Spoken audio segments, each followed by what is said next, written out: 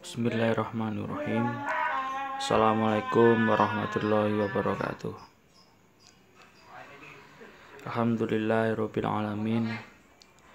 Wassalatu wassalamu ala asyrofil anbiya'i wal mursalin sayyidina wa maulana Muhammadin wa ala alihi wa sahbihi ajma'in, amma ba'du.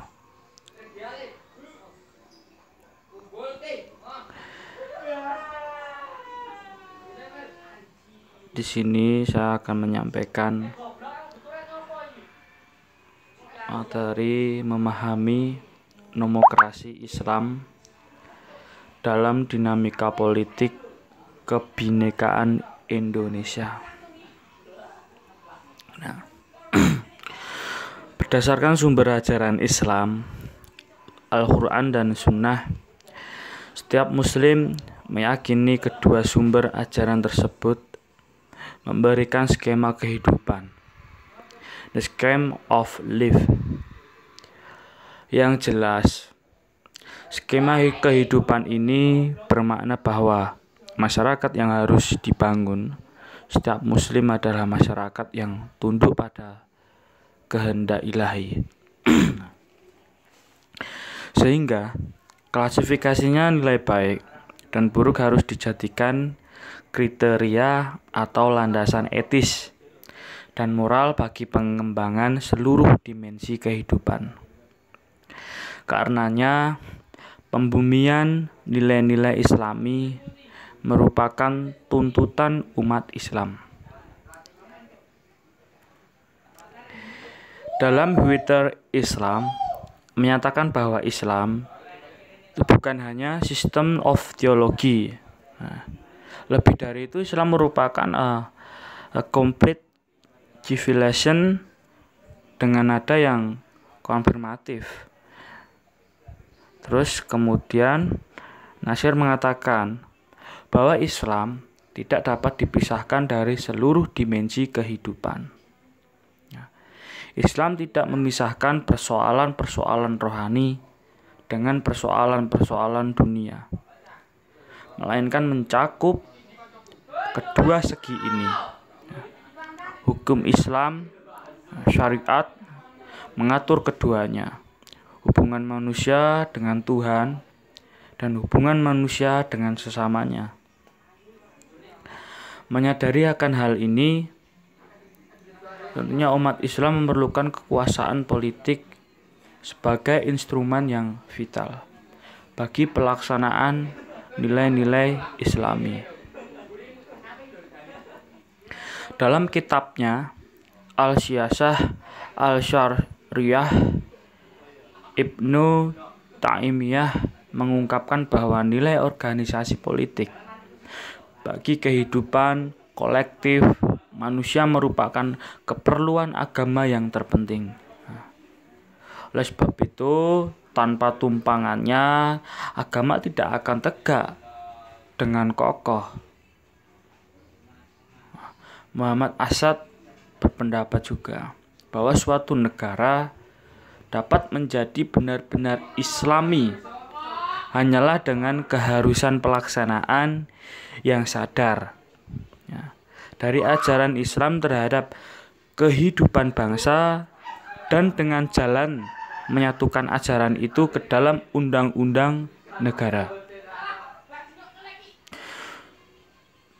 Kemudian suatu negara dapat dikatakan sebagai negara Islam apabila ajaran Islam tentang sosiopolitik dilaksanakan dalam kehidupan rakyat juga berdasarkan konstitusi. Terus untuk mewujudkan cita-cita itu juga memerlukan perjuangan dan perjalanan yang sangat panjang juga. Nah, ini telah dilakukan oleh umat Islam Indonesia. Sebab disadari perjuangan melawan segala bentuk kezaliman merupakan suatu hal yang harus dilaksanakan umat Islam.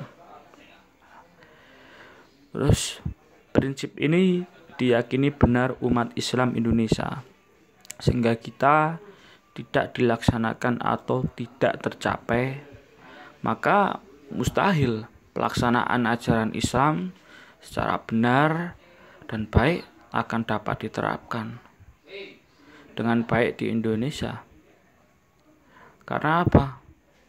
Itu sangat wajar sekali bila dikatakan umat Islam Indonesia dikenal sebagai penantang-penantang yang gigih terhadap segala bentuk imperialisme. Nah, terus para pemimpin umat Islam yang tergabung dalam berbagai politik, partai politik, membangun semangat kebangsaan yang tetap dilandasi benang merah Islam. Warna perjuangan dalam bentuk suatu bangsa yang merdeka dan berdaulat tentu tidak harus terhenti setelah bebasnya bangsa Indonesia dan dari belenggu penjajahan. Sebagai suatu bangsa yang majemuk, bukan hanya dalam bentuk perbedaan suku dan adat, namun yang lebih serius adalah pada tataran perbedaan keyakinan dan agama. Nah, tentu menimbulkan berbagai perbedaan kehendak dalam mewarnai bangsa dan negara ini. Akibatnya, yang tidak dapat dihindarkan tentu munculnya berbagai pergumulan antar sesama anak bangsa yang dilatar belakangi oleh perbedaan agama. Nah, terus bagi umat Islam Indonesia, negara yang ingin dibentuk tentunya berdasarkan ajaran Islam, dengan jalan menyatukan ajaran itu ke dalam konstitusi negara. Nah,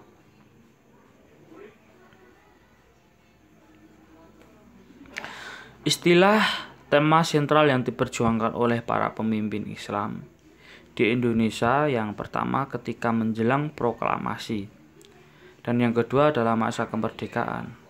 Nah, terus berakhirnya penjajahan yang di Indonesia dulu, kemudian diproklamasikan kemerdekaan Republik Indonesia pada tanggal 17 Agustus tahun 1945. Kemudian menuntut para pemimpin bangsa bekerja keras untuk menata dan memberikan wajah baru bagi republik ini. Terus isu yang paling asasi adalah yang menetapkan dasar negara. Islam dianut oleh mayoritas penduduk Indonesia. Melalui para pemimpin berupaya konsisten terhadap identitas mereka dengan memperjuangkan agar nilai-nilai Islam termasuk dalam konstitusi negara. Berawal dari perjuangan yang gigih dalam Panitia 9 yang diketuai oleh Soekarno dulu dengan melahirkan Piagam Jakarta. Piagam Jakarta itu sendiri ditandatangani pada tanggal 22 Juni 1945. Kemudian isu ini mencapai klimaksnya dalam perdebatan di Majelis Konstitusi hasil pemilu 1 pada tahun 1955. Ini yang tentunya dapat dianggap sebagai deskriptif fakta sejarah bangsa Indonesia, khususnya umat Islam, yang membentuk tren politik Indonesia, politik Islam yang terus berkembang dalam perjalanan sejarah perpolitikan bangsa Indonesia sampai dewasa ini. Persoalan sekaligus pertanyaan paling mendasar adalah, apakah perjuangan politik Islam Indonesia untuk menegakkan agama Islam di suatu sisi menginterlasikan nilai-nilai ajaran Islam dalam bentuk kehidupan berbangsa, bernegara, sehingga politik serta kehidupan berbangsa dan bernegara Indonesia secara etis dan moral juga berlandasan nilai-nilai ajaran Islam, harus disertai dengan membentuk negara Islam, daulah Islamiyah, atau Indonesia yang harus menjadi negara teokrasi Islam. Kemudian realistis multikulturis kebinekaan Indonesia.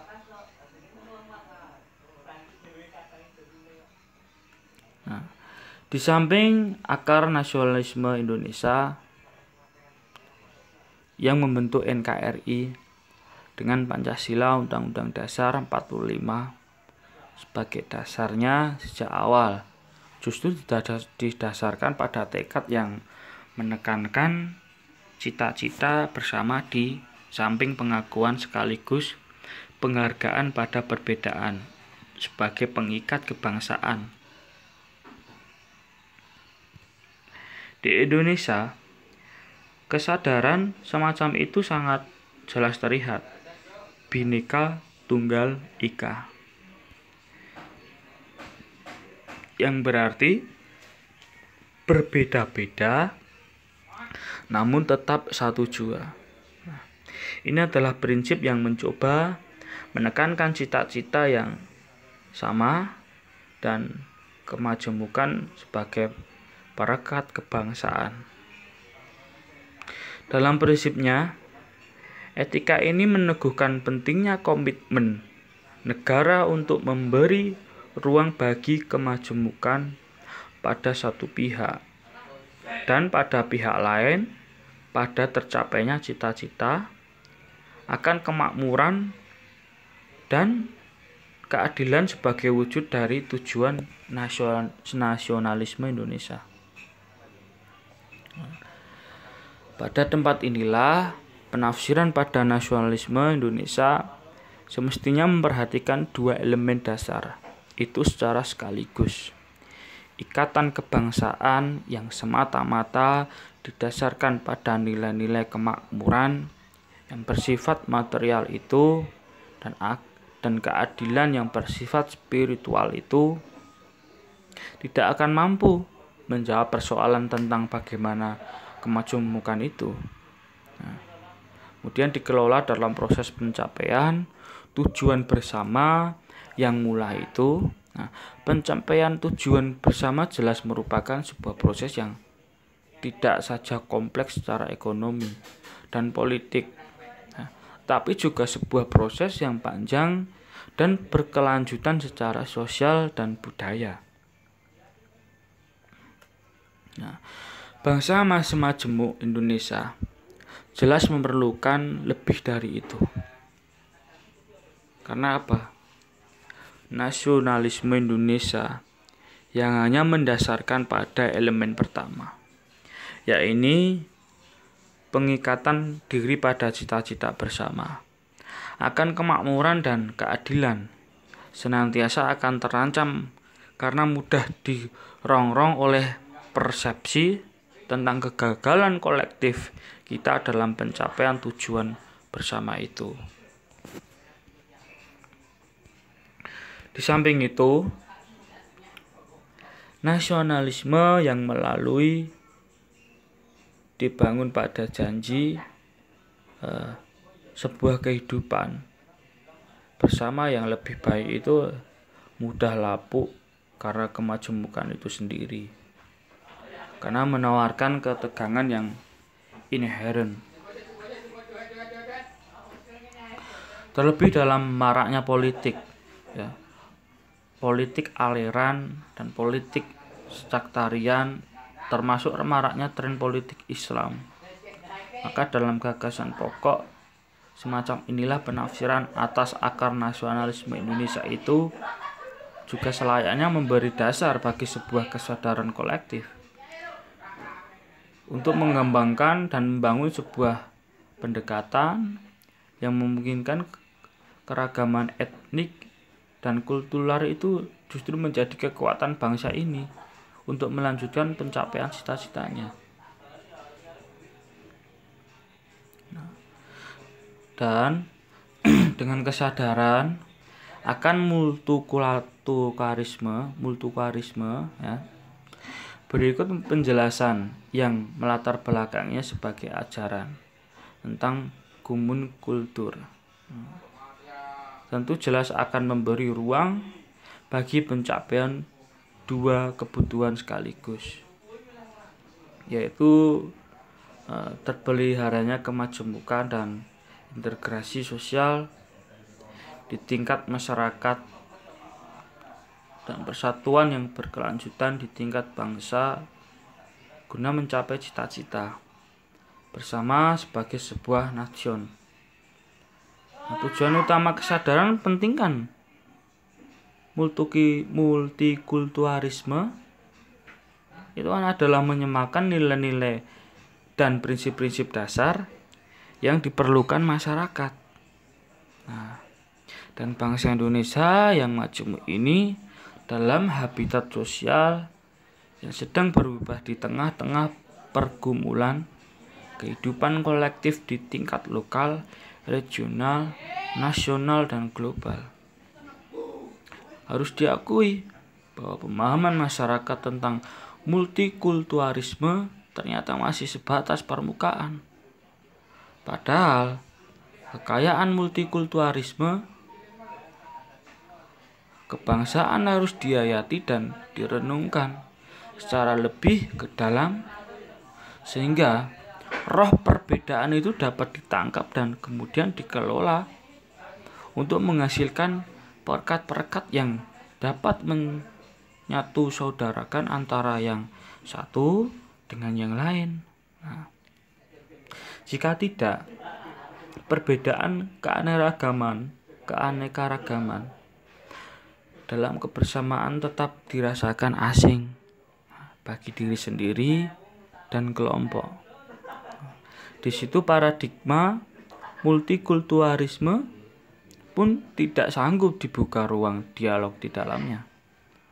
Suatu tuntutan mutlak dari paradigma multikulturalisme adalah terbangunnya dialog antara unsur yang berbeda. Artinya apa? Paradigma multikulturalisme hakikatnya meniscayakan bahwa segala unsur dalam keanekaragaman harus bersifat inklusif, membuka diri dan berdialog. Banyatir Masdar Hilmi adalah sebuah esainya. Masyarakat harus membiarkan elemen-elemen sosial, budaya, saling berdialog, bahkan bertikai di tingkat epistemologis dalam diskursus yang fluid dan building dan tidak ekspresif. Masyarakat dituntut selalu meningkatkan kecerdasan emosional agar apa? Agar mereka memiliki sensibilitas, apresiasi, simpati, dan empati terhadap apa? Terhadap kelompok lain. Segala hal itu tidak diperhatikan secara serius, bukan tidak mungkin untuk akan muncul suatu sikap baru dari kekuasaan baru yang mencoba menyekap pluralisme, multikulturalisme sesuai dengan keinginan subjektif, kekuasaan represif Orde Baru. Dan seperti ditegaskan di muka bahwa dengan diundangkannya Piagam Madinah Center ya, oleh Rasulullah SAW pada tahun 622 Masehi. Sebagai konstitusi masyarakat atau negara Madinah yang dibangunnya, sesungguhnya Rasulullah sendiri tidak bermaksud juga menganjurkan untuk mendirikan negara agama atau negara yang berfaham teokrasi. Tetapi Rasulullah sebaliknya justru membangun negara yang menganut sistem demokrasi Islam atau suatu masyarakat negara yang demokratis yang dijiwai oleh prinsip dan dasar-dasar nilai serta hukum Islam. Seperti halnya contoh yang baru-baru kasus yang berada di Indonesia saat ini.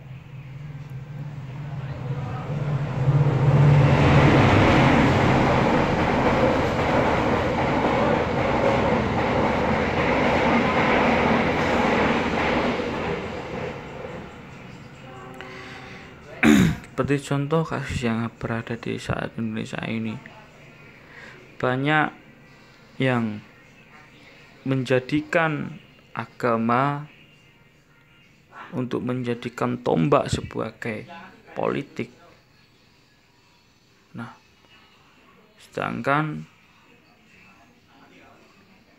dan banyak juga di Indonesia itu untuk umat Islam yang berupaya atau ormas masyarakat, ormas Islam yang di situ ingin mengislamkan Indonesia, tentunya juga tidak akan pernah bisa menjadi negara Islam, karena di sini adalah Pancasila, di mana semua tuh umat beragama hidup tentram di sini. Tidak bisa Indonesia menjadikan negara Islam. Nah, dengan diundangkannya Piagam Madinah Center, itu Rasulullah Muhammad SAW telah sangat menyadari dan memahami adanya watak pluralisme, multikulturalisme dalam realitas negara Madinah yang dibangunnya. Ke-13 komunitas itu adalah kaum mukminin dan muslimin, muhajirin dari suku Khawaris Mekah. I2 itu. Yang kedua itu. Kaum mukminin dan muslimin dari Yastrib. Ketiga. Kemudian kaum Yahudi dari Banu Awf, kaum Yahudi dari Banu Sa'idah, kaum Yahudi dari Banu Al-Hars, Banu Jusyam, kaum Yahudi dari Banu Al-Najjar, kaum Yahudi dari Banu Al-Bin Awf, Banu Naqbid, Banu Al-Was, kaum Yahudi dari Banu Salabah, suku Jafnah dari Banu Salabah, dan yang terakhir Banu Sutaibah.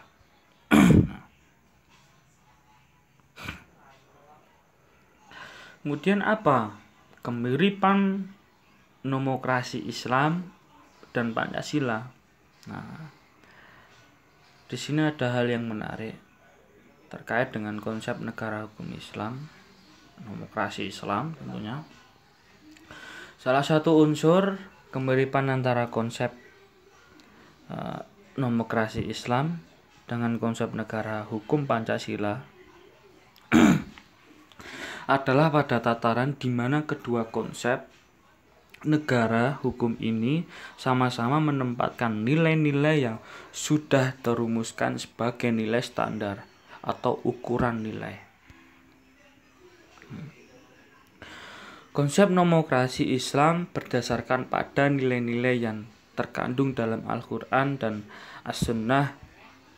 Sementara itu konsep negara hukum Pancasila menjadikan nilai-nilai yang terkandung dalam Pancasila sebagai standar atau ukuran nilai, sehingga kedua konsep ini memiliki unsur similaritas yang berpadu pada pengakuan adanya nilai standar yang sudah terumuskan dalam naskah tertulis.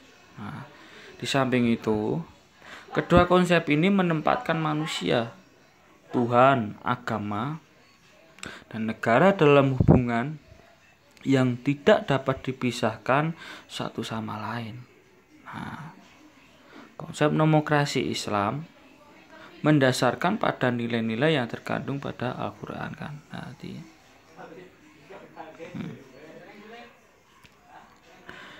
Nomokrasi Islam memberi kebebasan pada individu dan didasarkan pada syariah yang berlaku, yakni dengan memandang aspek hablum minallah dan aspek hablum minannas.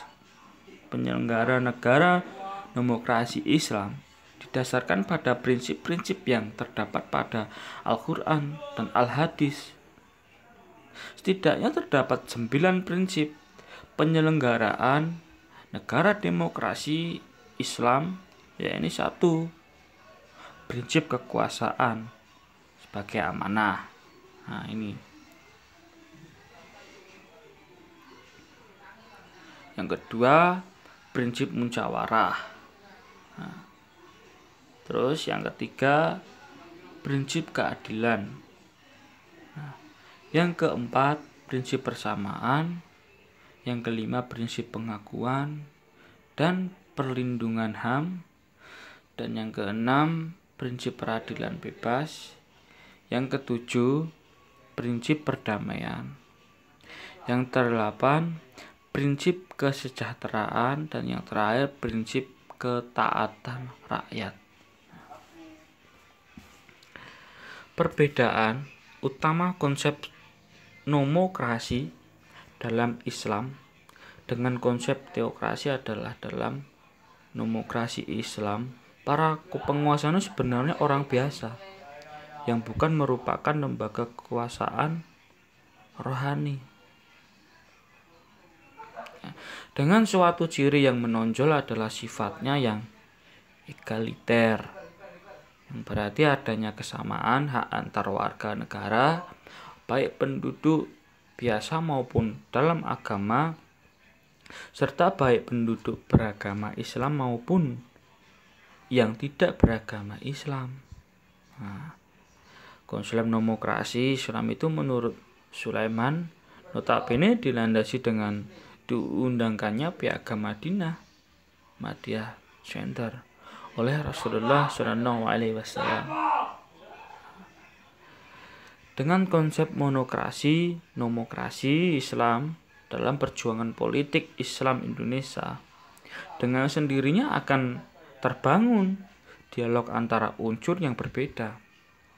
Artinya, paradigma monokrasi Islam pada hakikatnya perjuangan politik Islam Indonesia meniscayakan bahwa segala unsur yang keanekaragaman harus bersifat inklusif, membuka diri dan berdialog.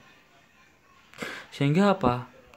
Terinternalisasinya nilai-nilai ajaran Islam dalam kehidupan berbangsa dan bernegara dapat diperjuangkan secara terbuka, legal, dan ideal. Nah, dalam mekanisme tersebut, parlemen maupun dalam kehidupan sosial politik dan budaya keindonesiaan dengan tetap mempertimbangkan berbagai unsur dan aspek kebinekaan yang menjadi kekayaan Indonesia, tanpa harus dipertentangan dengan ideologi Pancasila dan Undang-Undang 1845. Serta juga tidak perlu merongrong keutuhan dan kewibawaan NKRI yang telah menjadi harga mati. Nah, sedangkan semisal Indonesia sekarang ini akan menjadikan negara khalifah, negara Islam, tentu juga tidak akan mungkin terjadi, karena ini adalah NKRI, Negara Kesatuan Republik Indonesia, dengan berlandaskan Pancasila. Yang pertama kan ketuhanan yang Maha Esa. Ketuhanan yang Maha Esa itu berbeda keagamaan, yang penting tetap satu Tuhan. Yang kedua, kemanusiaan yang adil dan beradab. Sama manusia juga harus saling adil dan beradab. Tiga, persatuan Indonesia. Di negara dan suatu negara tidak boleh sampai terjadi terpecah. 4, kerakyatan yang dipimpin oleh hikmat dan kebijaksanaan dalam permusyawaratan perwakilan. Nah, Dan yang kelima itu adalah keadilan sosial bagi seluruh rakyat Indonesia. Nah, mungkin itu saja yang bisa saya sampaikan. Apabila dalam penyampaian saya kurang bisa dimengerti dan kurang bisa dipahami, saya Wahyu Tribowo mohon maaf yang sebesar-besarnya. Wallahul muwaffiq ila aqwamit thoriq. Wassalamualaikum warahmatullahi wabarakatuh.